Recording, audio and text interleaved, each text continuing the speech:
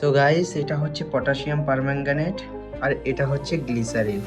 তো দুটো যখন একসাথে হয় তখন একটা দারুণ রিয়াকশন হয়। চলো আপনাদেরকে ওইটাই দেখাই। আমি কিছুটা পটাশিয়াম পারম্যাঙ্গানেট এই পাত্রটার উপরে নিয়ে নিলাম। এবার এটাতে আমরা কিছুটা পরিমাণে এই যে গ্লিসারিন, এই গ্লিসারিনটা দেব।